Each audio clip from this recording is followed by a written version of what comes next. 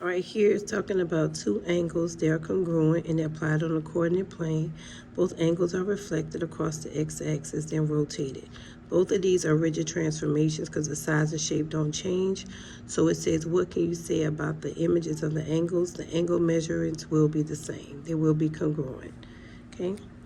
Number 16, you have this quadrilateral, and it's translated 4 units up, 2 units right. What are the coordinates of the vertex in after the translation? So 4 units up is affecting the y coordinate, so that's y plus 4. And then you have x coordinate is 2 units right, so that's x plus 2. That's our coordinate notation. So now we want to find n.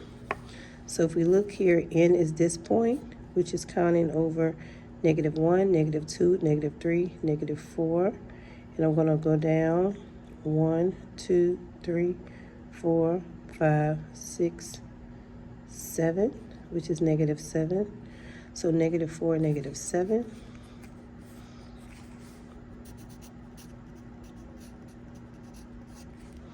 Okay.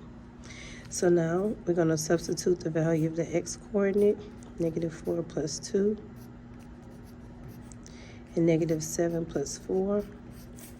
That gives me -2, -3 for n part. 17, Henry plots U, V, W on a coordinate grid. The coordinates are 4, 3. After rotation 9 degrees counterclockwise, what are the coordinates of U prime? I know if I'm going counterclockwise, I'm going from quadrant 1 to quadrant 2. In quadrant 2, the x is negative, the y is positive. And I know if it's 90 degrees, you have to interchange the coordinates. So the first coordinate starts off xy. If it's 90 degrees, it becomes yx.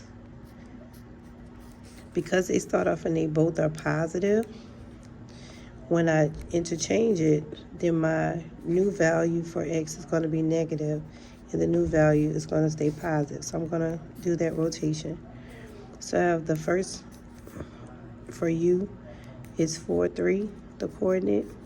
When I interchange them, u prime will be 3, 4, and because the x is negative, that'll be a -3.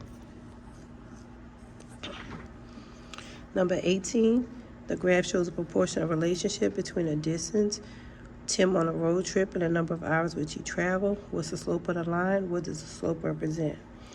So here, this scale is counted by ones. This scale is counted by 25s. So I'm going to look at this point. Because the graph is proportional, because it starts at the origin and makes a straight line, I'm going to rise and I'm going to run. My rise is 50. And my run is 1. Therefore, my slope is 50 over 1. The 50 represents distance, so that means Tim goes 50 miles per 1 hour. 19 said consider the equation y equals 1/3 x plus 4 and y equals 1/3 x. Explain how these graphs are the same and how they're different. Okay, if I use the equation, y equals mx plus b for both.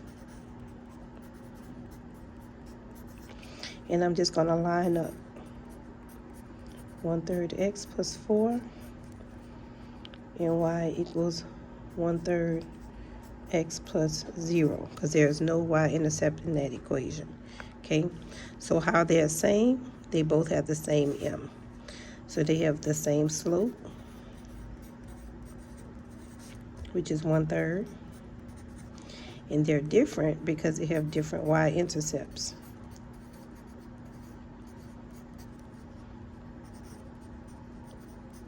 Which is your b.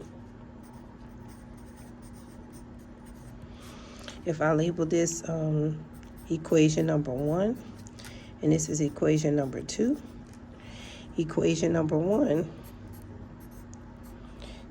their y-intercept is 4. In equation number 2, the y-intercept is 0.